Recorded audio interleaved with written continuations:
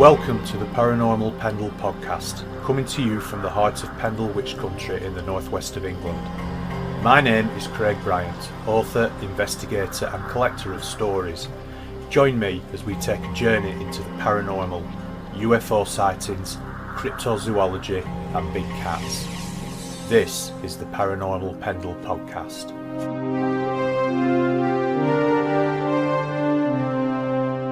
Hello and welcome to episode 6 of Paranormal Pendle, broadcasting to the Paranormal UK radio network at paukradio.com. My guest on this episode is paranormal investigator Michaela Cooke. So, hi Michaela, thanks for agreeing to chat to me today. Hello. Hello, could we start by you telling us a little bit about yourself, please? Yes, Craig, thank you for having me on the show. I'm very excited. It all started a long time ago, back in the north of England. I'm from the other side of the Pennines to you, boo, Halifax, which is a tiny little woolen town. There isn't much going on there. So I decided that I'd make it my job to try and get out of there. So my first ploy was to go to art college in Leeds, which was great. But after studying design for 4 years, I realised I wasn't actually that good at it. So I got a job as a postwoman. And while I was a postwoman, temporary postwoman, walking the streets of Halifax, I came up with this idea that the thing that I wanted to do most in my entire life was to be an actress. Now, this was in the very, very early 90s, and I didn't know anybody who did acting. I didn't know how to do it. So I can remember I decided to go right to the top, and I rang up RADA and said, hello, I'm interested in being an actress. What do I need to do? And they were quite sniffy with me, but basically told me that unless I went to drama school, nobody was going to look at me. So that's what I did. I went to a fantastic drama school, which is part of the University of Leeds, called Bretton Hall College, which is no longer a college anymore. And what I did there was a degree in theatre acting brackets broadcast media. So that was really good fun. And then I decided I was going to move to London to seek fame and fortune, but I was a bit too scared to move to actual London. So I had a friend who lived in Marlow in Buckinghamshire, and I moved in and shared a room with him there. And from there, I joined a theatre group called White Horse Theatre. And if you know the League of Gentlemen, you might know that they did the White Horse Theatre tour. It's a 10-month intensive tour where you tour around hundreds of German schools and German towns. And funnily enough, they'd also gone to my drama school, Bretton Hall, where I did meet them one day, actually. So after our adventures at White Horse Theatre, I met my husband on the tour. We fell in love, moved to London, actual London this time. tried to be aspiring actors, failed miserably. He ended up being, I think he was a sort of a quick drop-off parcel driver, and I ended up working for a shop called the White Company, which was great, but it meant that I could only do auditions on my actual days off. So we did it all wrong. Both became very disillusioned, gave up, and he retrained to be a barrister, and I retrained to be a teacher, primary school teacher. And that was going to be my temporary job. 17 years later, I am still a primary school teacher, have 2 kids, and moved to Chichester. So you mentioned that you'd had several paranormal experiences as a child, and one in particular being pivotal. Could you tell us about those, please? Yes, I can. The very, very first one has only come back to me recently, actually, and it's a very short one, and then I'll tell you the main one afterwards.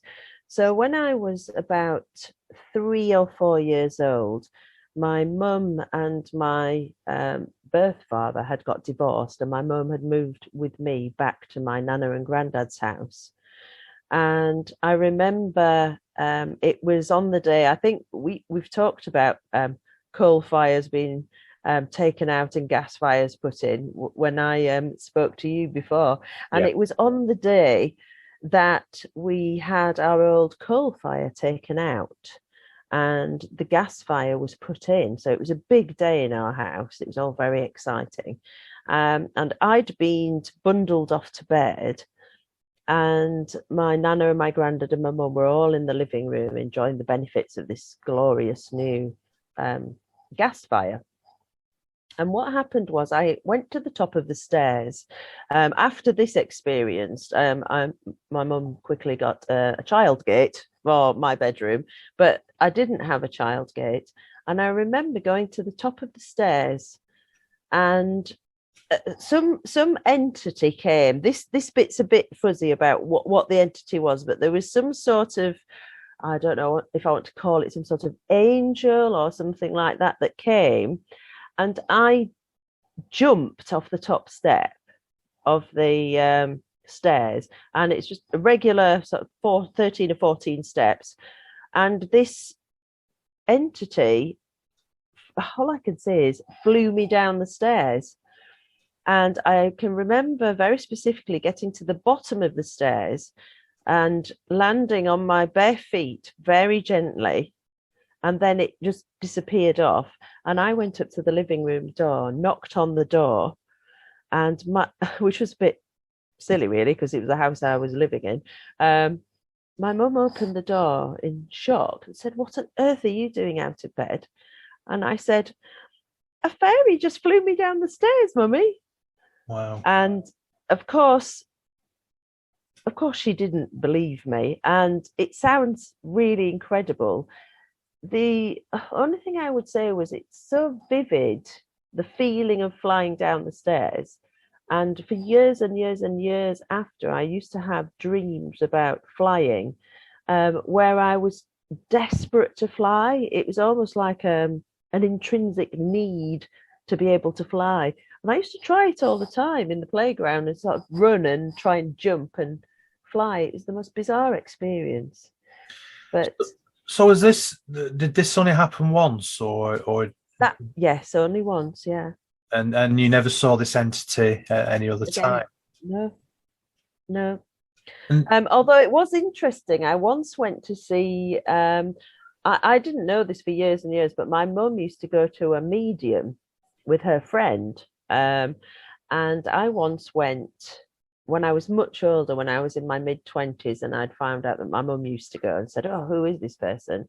And when I went to see her, she said that I had very strong guardian angel, apparently, which was really, really bright. And I also had a spirit guide who was a relation to me, who was in a photograph that I had put away in a drawer face down. And I knew exactly which photograph it was. And she said, if I ever needed any help, that I should take out this photograph and speak to this lady in the photograph. And it turned out to be my great grandmother. And I still have the picture up in my living room now. So I don't know, maybe whether it was her that had come. It's something that I really believe in, although I am aware that when I'm saying it out loud, it sounds fantastical, but it sort of makes sense to be in my head, if you know what I mean. Yeah, no, absolutely. So was there any sort of history of other paranormal activity in the house, or do you know of any history of the house that could possibly have caused this? No, not at that house at all. Now, when I moved to my next house, when I was about 7 or 8, my mum met my stepdad and they got married, and we moved across the town. And this particular area was really rich in lots of ghost stories. And this is where I had my pivotal moment, as I like to call it. And what happened there was, it was a tiny little school that I was at. I was in, I think it would be the equivalent of year 3 juniors, so about 8 years old. and we used to play out in the playground. And if you picture a sort of rural school, and to the left-hand side there was a playing field, and then beyond that again there were 3 more fields. And the third field over, it was a really, really long field that went up the hillside, and there was a derelict set of cottages there. There were 3 cottages, and sometimes we used to go and play around the cottages and say that they were haunted.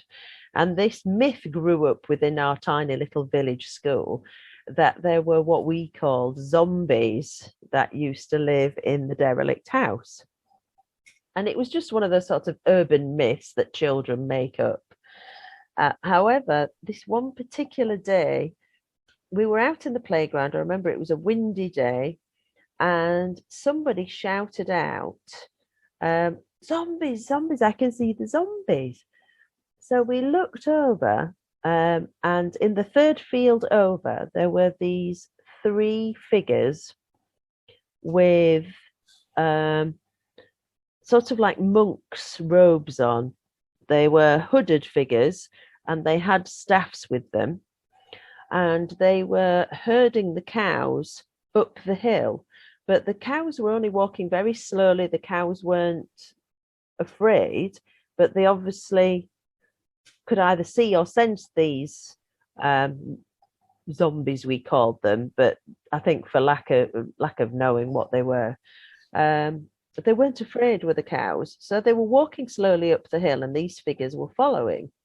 So we all got very, very excited. There must have been 20 of us that saw them at the same time. And we got very excited, and we called over the dinner lady. They used to be called in those days. They're called midday meal supervisors now.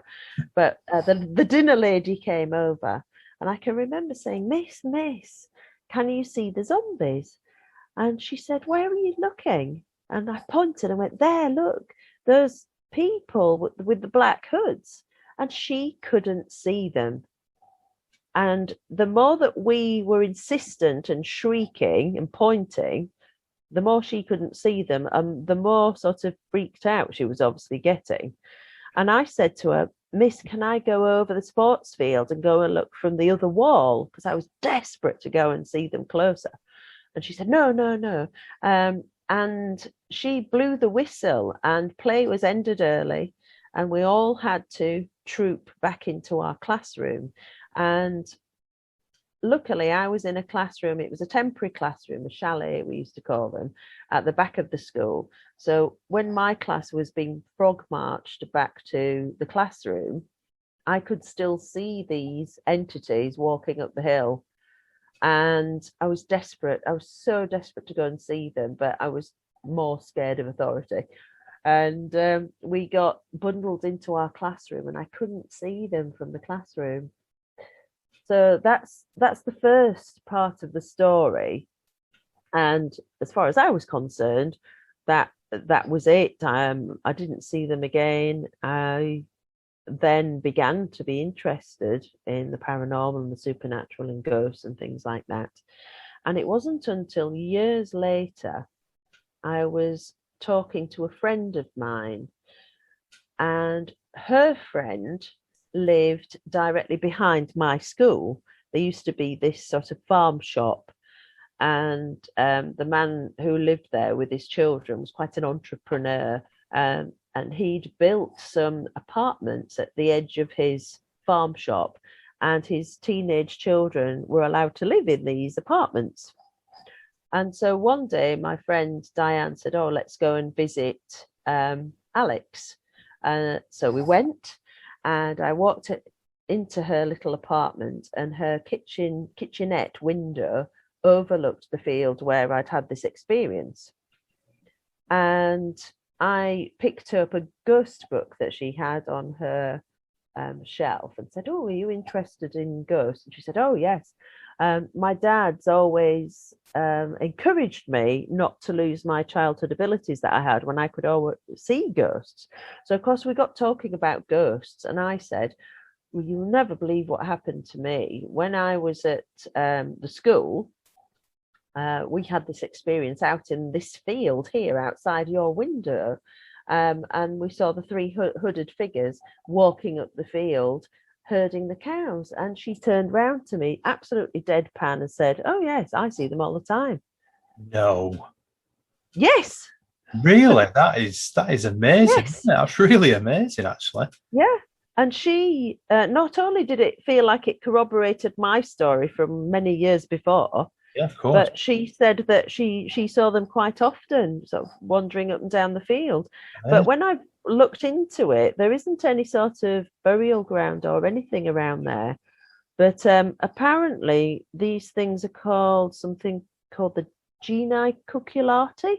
Okay. And they are spirits of the earth. They look after, apparently, they are guardians of children and guardians of the land and the earth. And it's something to do with fertility in pagan times. Well, that's interesting because you said that only yourself and your school friends could see them. So that, I suppose, would tie in with that. I was going to ask you if there was any abbey or anything like that had been in the area, because they sounded, from your description, I mean, you said they looked like monks because they had hoods up or cowls, but obviously they're not linked to a religious order in that respect then either. There's something that's much, much older.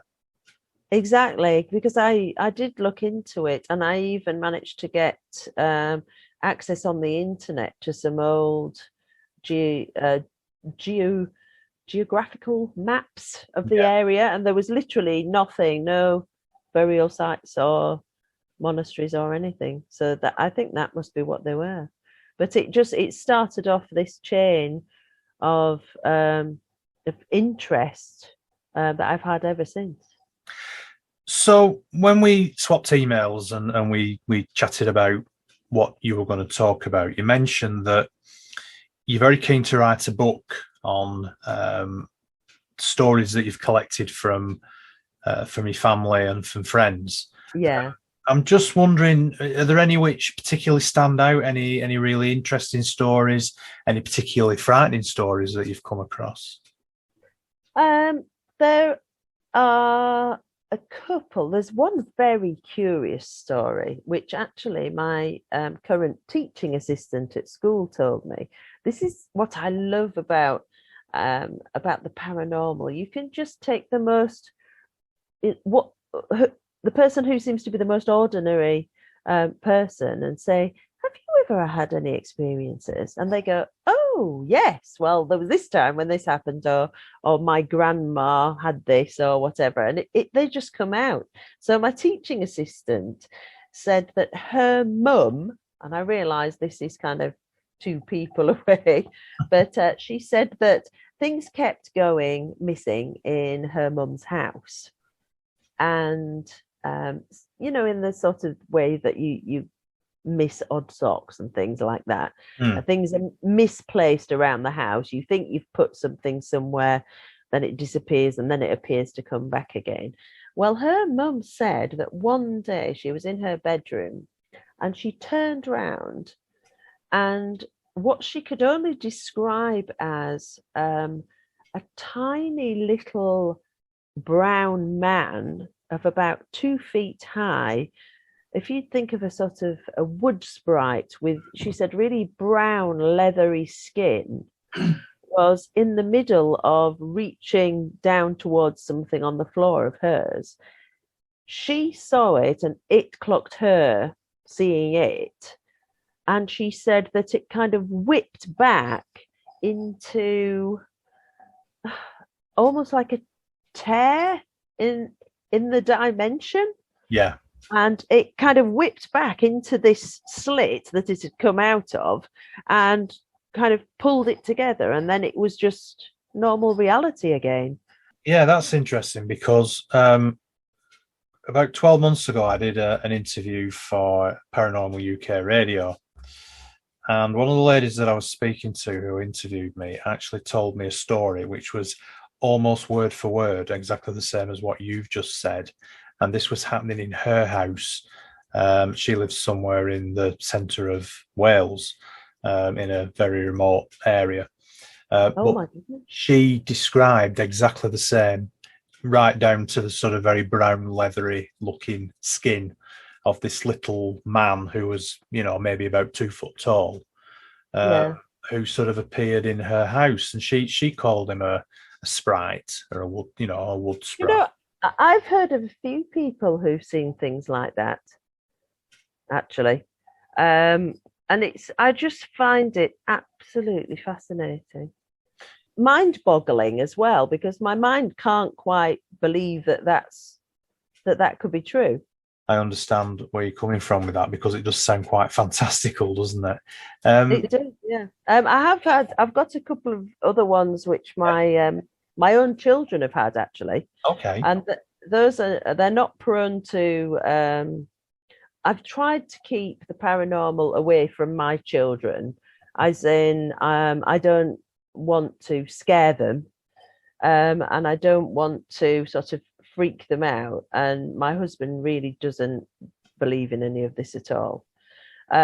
So what I've done is I tried to keep it separate. So when my youngest son came out with this story, I was really surprised, actually.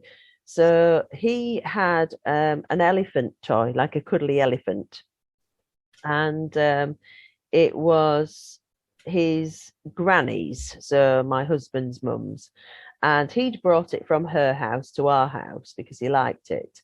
And when he was about 6 or 7 years old, he suddenly wouldn't have any toys in his bedroom at all. Just absolutely said, I don't want them in my bedroom, but he wouldn't tell me why. And it only transpired a year or so ago that what he said had happened was that he had been laid in his bed. He hadn't moved. The elephant toy was between him and the wall. He said he turned around and looked at the elephant toy. And then he turned the other way, just his head, not his body, and looked back again. And the elephant toy had moved to the opposite way, with its head turning the opposite way. Now, I've quizzed him several times about this, and he swears that there's no way that this toy could have moved. I mean, obviously he's a child, but it freaked him out so much that he's never had a cuddly toy in his bedroom ever since. So I've got a couple of other stories that he's told me. Now, if we go back to the medium that I went to see when I was in my 20s, she said to me at the time that if I wanted, when I was older, I could have similar abilities to her, but it depended whether I embraced it or not. Now, I'm too scared to go down that route, so I'm probably a lot more closed off than I should be. But the thing she did say to me was that my eldest son would have similar abilities. But the funny thing is that it's actually my youngest son that seems to have all these things happen to him. So I don't know if she just got that wrong there. But the other thing he saw, which is the most memorable, is his granny and grandpa on my husband's side moved down to Chichester to live near us. And they bought this, it's about 120-year-old flint house, beautiful house. And they decided to knock out the whole of the kitchen and dining room and have it all one kitchen diner. And the man who'd lived there before had passed away, and then they'd bought this house. And my son, in the middle of all the building works, had popped in to go to the toilet. And he came out and said, Mummy, who's that man in the kitchen? And we were all sat in the garden, and we looked at him and went, well, what man? And he said, there's a man in the kitchen. He just walked through, but he ignored me and he didn't speak to me. So we all went charging into the kitchen. Of course, there was nobody there. And when he described what this man looked like, it sounded like the man who'd passed away before Granny and Grandpa had bought the house. So had anybody seen him other than your son? No. So it sounds like your son has got that sort of ability to tune into Yeah. whatever's going on around. That's really interesting. That. Yeah. Do you have any other stories? Yeah. So my eldest son came out with one only a few weeks ago, actually, which really shocked me because my eldest son, he's 14, and he's very much of a similar opinion to my husband. He doesn't believe in it, but more than that, he doesn't want anything to do with it because he finds it too scary. He doesn't like watching scary films or anything. Just doesn't want anything to do with it. So this really surprised me. A few weeks ago, we were just all sat in the lounge watching TV. I saw his head whip round towards me. I was sat on the sofa and he was sat on a chair near the television. Then he looked at something and then looked back at me and then carried on watching the TV.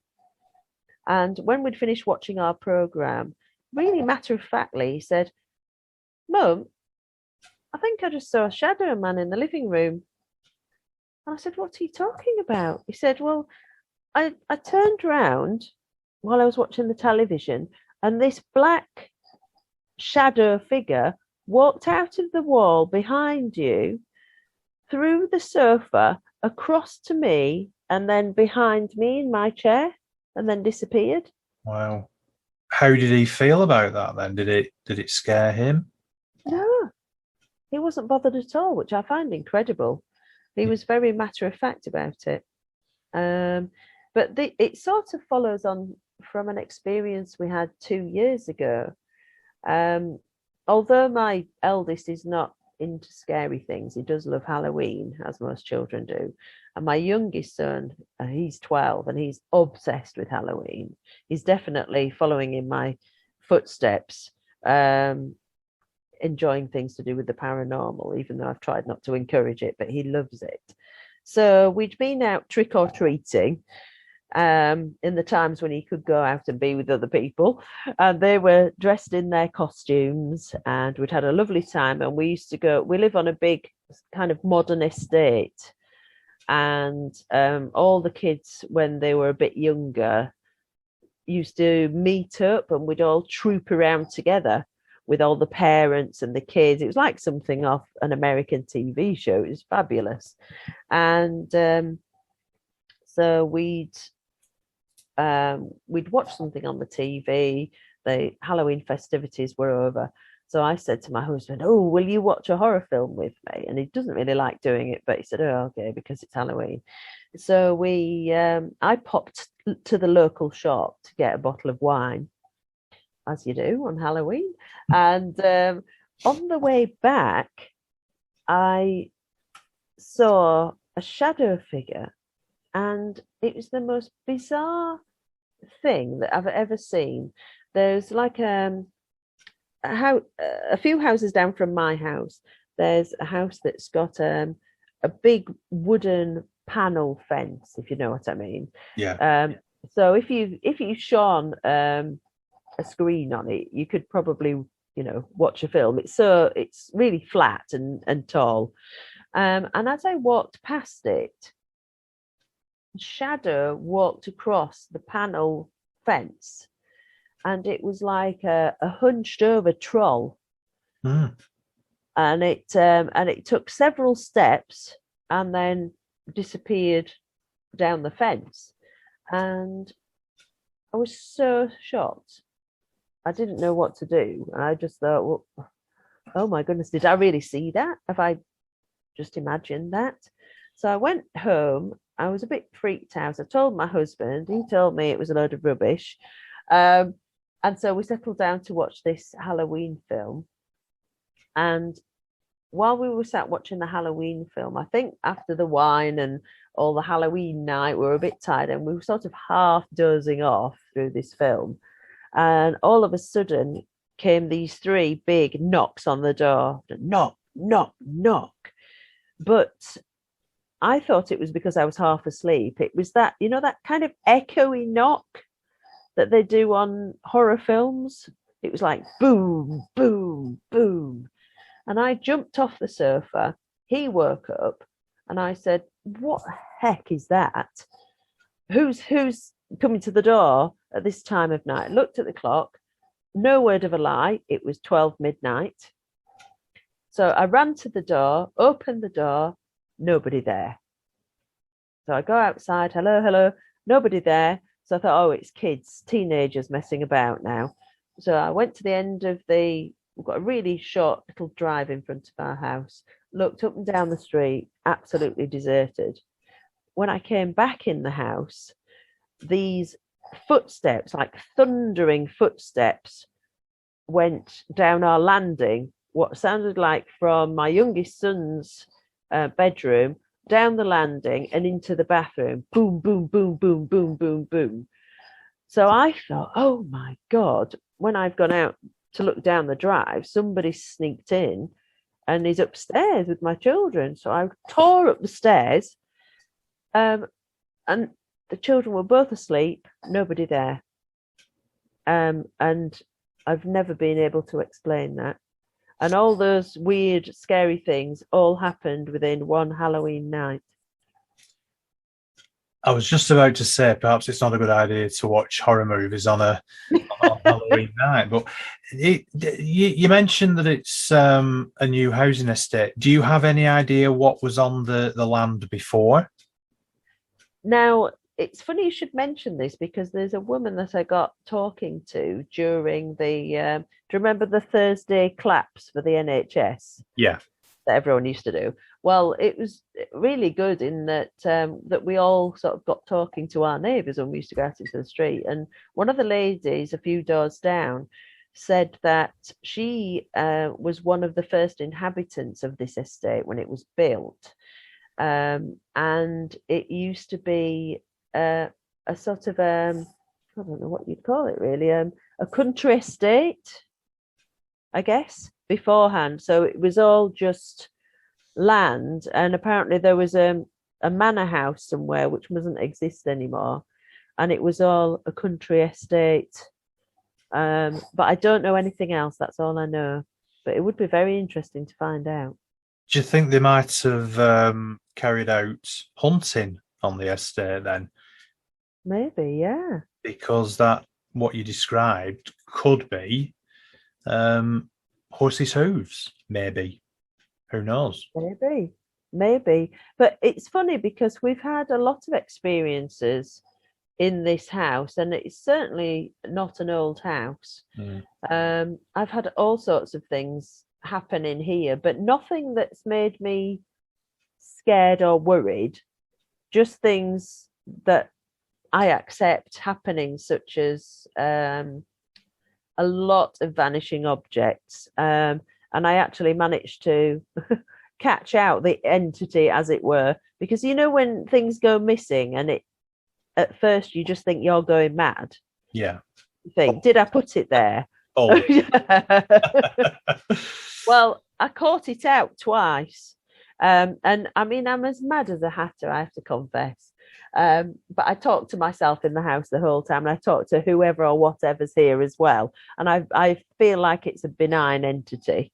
But it messes with me sometimes, Craig, I have to say. And this is actually amusing. And I think sometimes when things happen in your own house, you've got to put a lighter touch on it. Otherwise, you'd just be scared or go mad, I think.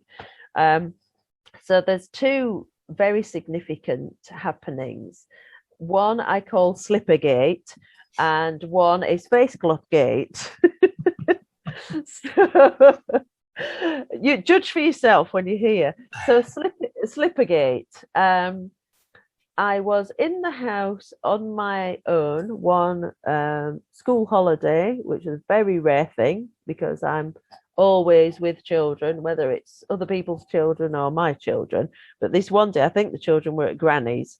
I had the afternoon to myself. I thought, oh, I'll be a bit extravagant. I'll go and have a shower in the middle of the day. So I got ready to go into the shower, took my slippers off in the bedroom, trooped off, had my shower, came back in to get my slippers, and couldn't find my slippers. So I was like, oh, well, that's not unusual. I'd forget my head if it was loose. So I sort of mooch back into the bathroom. No slippers there either. Oh, well, that's a bit weird because I definitely only just took them off before I went into the shower. So I walked, and like when you lose something like that you haven't really been taking notice of. I don't know if you do this, but I tend to just walk backwards and forwards from the place where I thought I saw it last to other places, sort of randomly looking around, going, well, I'm sure it was there. And so I just kept walking backwards and forwards between my bedroom to the bathroom, back to the bedroom, going, I know. And by this point, I'm talking out loud to thin air, going, I know they were there. I know those slippers were there. But, right, I'm going to go downstairs just to make sure I looked all around the house. No slippers. So I walked back into the bathroom, shouting out to thin air now, bring back my slippers. I know you've got them, sort of thing. I walked back to the bedroom, and they were in the doorway of my bedroom, side to side, perfectly positioned, facing forwards. And I just stopped dead and looked at them and went, you are joking me. Because I thought, logically, even if somehow I'd managed to walk over my slippers 10 times as I'd gone backwards and forwards, I would have kicked them out of the way somehow. Yeah. Or something. So either they had disappeared and reappeared, or they'd somehow turned invisible. I don't understand it, but I absolutely know that they weren't there, and then they appeared as if someone was messing with me, going, there are your slippers. There they are, Michaela. Did that not freak you out? No, it doesn't. Nothing like that freaks me out. I just find it interesting, incredible, mind-boggling, and astounding, and almost quite magical, really, thinking, oh my goodness, has that really happened? But there is always a small part of your brain that thinks, did I really just walk over them all that time? But then something else happened not long after, where I felt like I had irrefutable proof that it wasn't me. So move on to face cloth gate. And this is so small and so ridiculous, but I've got this theory that these things happen when you're not taking notice of the thing that goes missing, that it's kind of at the side of your mind, and therefore when it goes missing, you don't actually know whether it's just you or whether it has really gone missing. And I think that happens for a reason, although I'll tell you my theory afterwards. So what happened was, again, me in the bathroom, I went into the bathroom, and we usually keep a clean or dry face cloth folded up on the side of the sink in case somebody wants to use one. And I knew that I'd literally just put out a clean face cloth. So I went into the bathroom and went, oh, where's that face cloth gone that I've just put out? So I looked around, and not many places a face cloth can be, but the wash basket's right next to the sink. So I thought, oh, maybe it fell off or something. So I looked around the wash basket. I pulled out the wash basket, no face cloth. Then starting to doubt myself, like, maybe somehow it got into the wash basket. So I take the lid off the wash basket, literally empty out the entire wash basket, no face cloth. So I put it all back in, put the lid back on, put the basket next to the sink. Oh my God, I'm really losing it this time. Turn round, go to the laundry cupboard in the bathroom, open the door, get out a clean face cloth, close the door, turn round, the face cloth is back on the sink. And I literally just went, I caught you. I caught you. I caught you out. I know that face cloth wasn't there for an absolute fact. I've just turned round and I've turned back and it's there. I caught you. And you know what? Nothing's gone missing since. It sounds like a very mischievous, playful almost entity, doesn't it? Yeah. I would say poltergeist activity, but not in a malicious way. It's more, as you said, it's a benign sort of playfulness, isn't it? Yeah. Sort of mischief making, really. Yeah.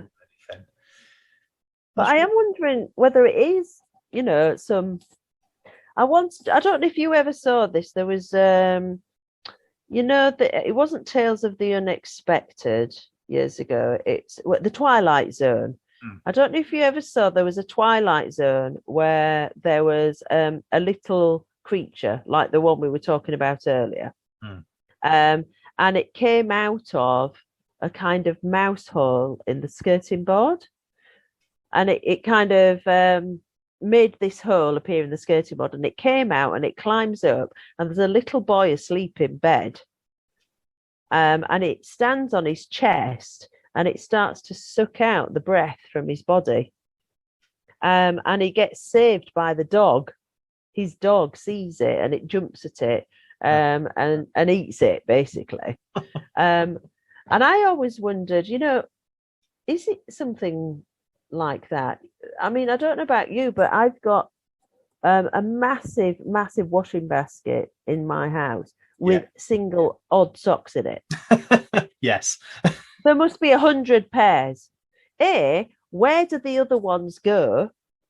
And B, if it is the washing machine that's eating them up down the back, how does it know only to take one from each pair? It is a universal mystery, isn't it? Really, know what happens to odd socks. My 14-year-old son's sock collection is made up purely of odd socks because the ones that match always disappear. Really... But how do they know? How do they know to take the one rather than the pair? It's weird. I think there's something going on there. I think that's an entirely different discussion altogether, isn't it? The mystery of socks. That's actually really interesting. Really interesting stories. What you've just told there. You mentioned in your email to me that you've joined a paranormal group, and is it called SPI? That's right, SPI, Sussex Paranormal Investigations. Yeah. So, can you tell me a bit about what they get up to? Do you have any investigations lined up? Well, we don't. It's a bit of a sad story, really, because when I moved down here, I wasn't very clued up on things like paranormal groups. I didn't know really that things like that existed outside of the things I'd seen on television. And when one day I started just sort of twiddling around on the internet, and I discovered that these things actually existed and that I could join one, and I was so excited.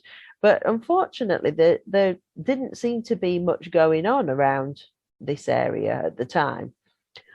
However, I found this SPI, and I got in touch with the man who was running it, who was a man called Johan, and his partner Jana. And it was a very small group. I think they were a sort of a fracture group from a bigger group. I think they were called Pigs or something. And they'd sort of not agreed with the way they were doing investigations. So this splinter group had sort of started, and there was only about 4 or 5 of us, but we used to go out once a month to local supposedly haunted places. A lot of them outside, actually. We did one house investigation, but local forests. There's a really lovely old town on the south coast called Lewis. We did one there in the ruins of an old castle, Arundel Theatre, and there's a very, very spooky woods near Worthing called Clapham Woods, which is meant to have a lot of paranormal activity and apparently UFO sightings. So we went there. But unfortunately, when it was literally, I think, just before COVID hit, Johan decided that he had too many things going on. So he disbanded the group, but said that he was happy for me to carry on doing some bits if I wanted to carry on. And then, of course, the pandemic happened. So we haven't had chance to start up again, although I know a couple of the members are still interested in going out. But I'd really like to get that started. There's the most haunted pub in Chichester called the Chichester Inn, who I'd like to go and investigate there. So it's sort of to be arranged, shall we say. Tell me about the inn, because I love haunted inns and pubs. Do you know any stories around that? I don't know a lot, because I think that the people who run it now are anxious not to play up the haunted nature.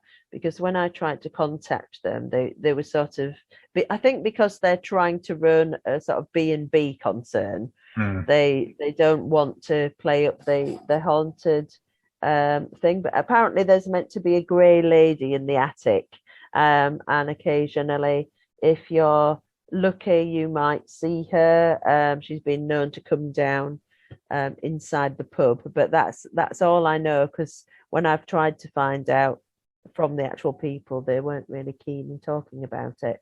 But they did say to me that maybe one winter, when they don't have any bookings, they might condescend to allowing us to come and have a poke around. So I'm fingers crossed with that. Yeah. Oh, that'll be interesting. Now then, tell me about your podcast. Oh, my podcast. Well, it's called Paranormal or What podcast, and I got the name idea from I was listening to another paranormal podcast, and I cannot remember what it was called. It was one that I've only listened to once, I think. And when I discovered, I sound so naive about all this technical stuff, but it was about 2 years ago, and I discovered podcasts, and I've been absolutely hooked ever since. Can't get enough of them.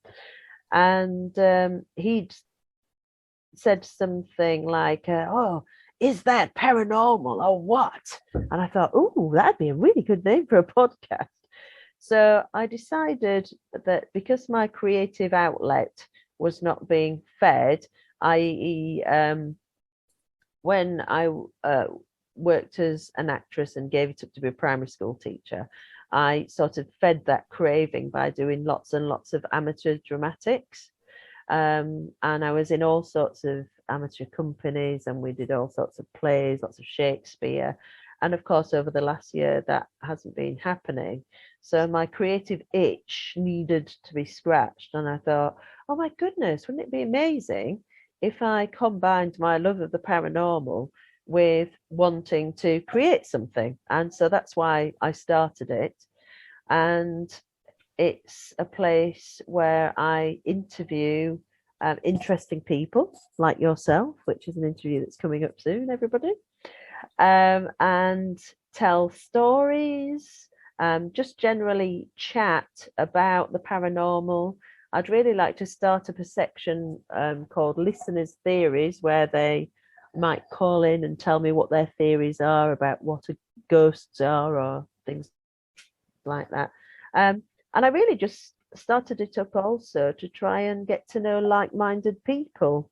I really wanted to be a part of the paranormal community and get to know as many people as possible, because when you're a teacher and your husband's not really interested in the paranormal, where do you go for your paranormal fix? So it's been great because I've started to get to know quite a few people who are interested in the same things as me, and I get to talk about it, which is a double bonus. Well, I listened to a couple of your episodes, and I found them a damn sight more professional than my efforts. So I really enjoyed it, actually. So where can people listen to your podcast? Oh, thank you. That's very kind. It's all a learning curve for me at the moment. So I've got 2 ways that people can get in touch. My email address is paranormalorwhatpodcast@outlook.com. And you can either email me your story, or you could do a voice message on your mobile phone and email that to me. or you can get in touch via Anchor, the Anchor podcast app. You can also find it on your internet browser at anchor.fm/paranormal or what podcast /message. And I'm also on Instagram and Twitter and Facebook. Now, I also believe that you're an aspiring author. Do you want to tell us a bit about that as well? Well, my to-do list is rather large, shall we say. My to-do list is longer than probably my life will be. But in an ideal world, I love writing stories, and I write stories all the time with the children in my class, because in order to get them started on a story, I usually end up, it's called modeling in teacher language. You write something similar to what you want them to write, to show them how to do it. And so I've written loads and loads of stories, and I thought, oh, I'd really like to expand on some of these stories. So one day, probably when I'm retired at this rate, I'd like to write some children's ghost books. So I've got one story which is about a girl who finds UFOs in the garden shed, and aliens, and befriends the aliens and tries to help them. I've got another story about a girl with psychic powers who helps people by astrally projecting with her pet cat, which sounds a bit odd, but that's another story. And then I'd like to do some short stories based on incredible stories of children, like sort of taking from my experiences as a child about a girl who could fly, or has other powers to become invisible, things like that. So I've got lots and lots of ideas. It's just the doing of them and fitting them in that I find difficult. I'm sure that you identify with that, Craig. Absolutely, yeah. There's never enough time to do everything that you want to. You've got some really brilliant stories there, and I think it will be a great shame if you didn't get at least some of them down on print, because I've been absolutely glued to what you've been telling us. Thank you very much for coming on. It's been a real pleasure to speak with you, and all I can do is wish you the best of luck with your podcast. And as I say, it is really professional. It's a lot more professional than my efforts. Thank you. And also good luck with your writing as well. And the only thing I can say from personal experience is if you can find the time to do it, it is a really rewarding thing to do. You know, I'm very pleased with the book that I wrote. It's a really good book. I have to say this to everybody listening as well. I've read it from cover to cover, and it's really, really interesting. And I really admire the fact that you've actually got down and done it. So well done to you. Well, I think given, you know, the depth of stories that you've just told us, you should do it as well. So I will look forward to reading your book when you've done it. Thank you, Michaela. Take care. Thank you very much indeed for coming on, and it's been an absolute pleasure speaking with you. Thank you very much. Thanks for having me on, Craig. It's been fantastic. Cheers. I hope you've enjoyed this episode as much as I have. Please visit my website at www.craigbryant.co.uk. Paranormal Pendle will return, and remember to keep watching the shadows.